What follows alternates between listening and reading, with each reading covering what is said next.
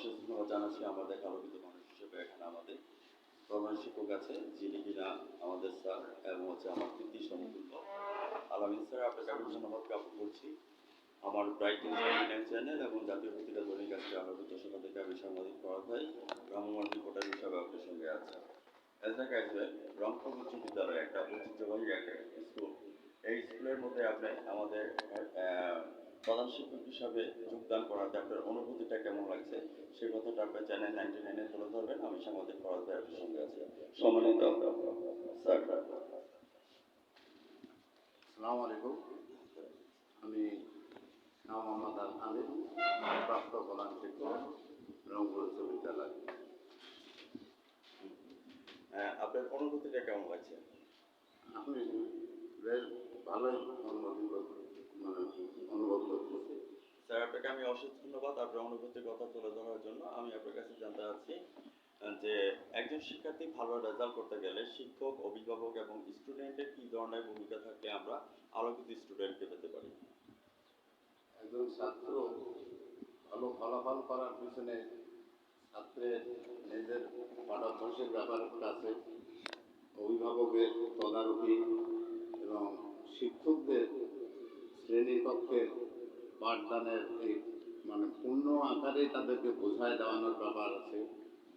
এই সমস্ত ক্ষেত্রে ছাত্ররা শিক্ষকদের কাছ থেকে যদি ভালোভাবে বুঝতে পারে এবং পরিবারের যারা অভিভাবক আছেন তারা যদি ছেলেদেরকে তদারকি করে কখন কি করছে না করছে, তাহলে ইনশাল্লাহ ভালো ফলাফল করবে। ধন্যবাদ স্যার, আপনি খুব গুরুত্বপূর্ণ একটা কথা বলেছেন। আমি বলবো যে একটা ত্রিভুজের সাথে জিনিসটাকে তুলনা করেছেন। তিনটি বাহু মিলে গেছে যে ত্রিভুজ হয়, একটি বাহু হচ্ছে টিচার, আর একটা প্যারেন্টস, আর একটা হচ্ছে স্টুডেন্ট। আর অভিভাবকের ভূমিকা সবচেয়ে বেশি যে কথাটা বলেন আপনার সাথে আমি সহমত পোষণ করছি।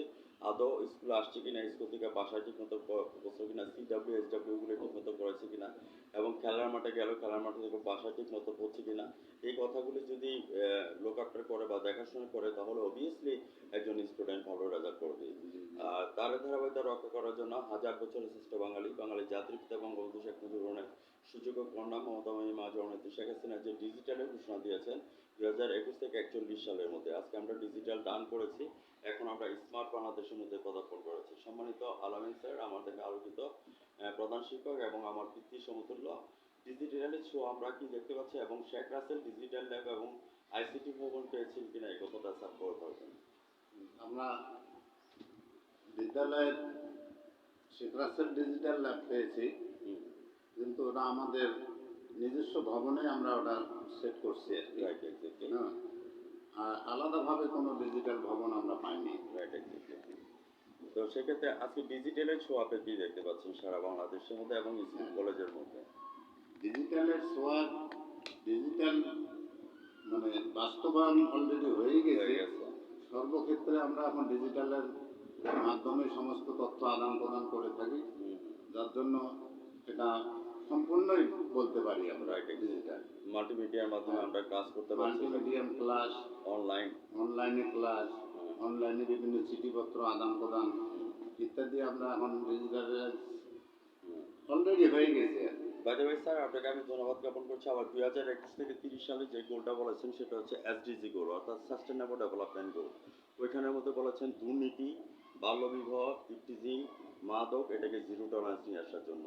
তো সেই ক্ষেত্রে স্যার আপনি মূল্যবান বক্তব্যটা তুলে ধরবেন। আমি সাংবাদিক পড়াতে মাদকের ক্ষেত্রে আমাদের শিক্ষকেরও ভূমিকা আছে। আমরা শ্রেণীকক্ষে যদি মাদক সম্পর্কে ছাত্রদেরকে সচেতন করি তাহলে ইনশাল্লাহ আমরা ভালো ফল পাবো। আর ছাত্ররা শিক্ষকদের কথাই শোনেন।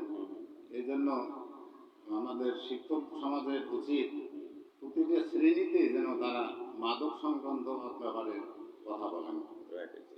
একটা জিনিস জানতে চাচ্ছি যে বর্তমান সরকার যে সাস্টেনেবল ডেভেলপমেন্ট গোলের কথাটা বলেছেন যে দুর্নীতিকে জিরো টলারেন্স নিয়ে আসার জন্য, তো এই ওপিনিয়নটা নিয়ে স্যার আপনি একটু কথা বলবেন। দুর্নীতিকে জিরো টলারেন্স নিয়ে আসার জন্য আপনি বলবেন। সরি, আমি আপনাকে শেয়ার করছি স্যার যে কথাটা মনের ভাবটা বোঝাতে চাচ্ছিলেন।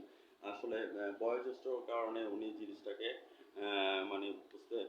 বোঝাইতে পারতেছে না। উনি বলতে চাচ্ছেন যে চ্যানেলকে যে আমরা সবাই মিলে যদি একসাথে কাজ করি তাহলে আমরা দেশের যে দুর্নীতি হচ্ছে এই দুর্নীতিকে আমরা জিরো টলারেন্স নিয়ে আসতে পারবো। হ্যাঁ, এটা বিভিন্ন ধরনের হতে পারে, এটা মাদক হতে পারে, এটা ইনক্রিজিং হতে পারে, এটা বাল্য বিবাহ হতে পারে, বা অফিস ক্ষেত্রে অবৈধভাবে টাকা উপার্জন এটাও হতে পারে। তো সেই সুবাদে আমি শ্রদ্ধেয় স্যার আপনাকে আমি ধন্যবাদ জ্ঞাপন করছি। এবং স্যারের যে কথাটা আছে যে আমাদের স্যার আপনি তো আইসিটি ভ্রমণ করেন নাই। না পাইনি। হ্যাঁ ভিউয়ার্স, আমি আমাদের মমতা মামিমা জননেত্রী শেখ হাসিনা এবং আইনমন্ত্রী আনিসুল ইসলাম সাহেব এবং জোনায়েদ আহমদ পলক সাহেবের দৃষ্টি আকর্ষণ করছি আমরা যাতে রংপুর উচ্চ বিদ্যালয় স্বনামধন্য স্কুলে যাতে আমরা আইসিটি ভবন দিতে পারি, তাহলে আমরা খুশি হব এবং স্যারদের স্টুডেন্টরা খুশি হবে, অভিভাবক এবং স্যারের ব্যক্তিগতভাবে খুশি হবে। আমরা যাতে অতি শীঘ্রই দিতে পারি সেই প্রত্যাশা নিয়ে আমাদের জাতির পিতা বঙ্গবন্ধু শেখ মুজিবুর রহমানের সূচক কণা মমতা মামিমা জননেত্রীর দৃষ্টি আকর্ষণ করছি। আমি সাক্ষাৎকারের শেষ পয়েন্টের মধ্যে চলে আসছি। স্যার আপনার মানে এসএসসি রেজাল্ট এবার কেমন হয়েছে সে কথাটা একটু তুলে ধরবেন। 2024 সালের এসএসসির ফলাফল আমাদের সন্তোষজনক হয়েছে। 82 পয়েন্ট সামথিং হয়েছে আর কি। টিভিটা পুরা তা এর মধ্যে আমরা লক্ষ্য করছি যে সমস্ত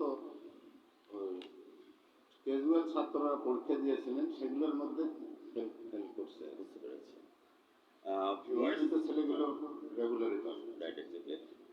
ভিউয়ার্স, আজ রাত 9:15 আমাদের শ্রদ্ধেয় আলামিন স্যারের সাক্ষাৎকারটি আজ রাত আমাদের টিভি চ্যানেলে দেখে নেবেন 9:15 ব্রাইট নিউজ 99 চ্যানেল এবং জাতীয় পত্রিকা দৈনিক আজকের আলোকিত সকাল থেকে আমি ভ্রমণ রিপোর্টার এবং রংপুর জেলা প্রতিনিধি হিসাবে আমি বিদায় রেখে ফেলছি। স্যার ভালো থাকেন, সুস্থ থাকেন, ধন্যবাদ আপনাকে। ধন্যবাদ।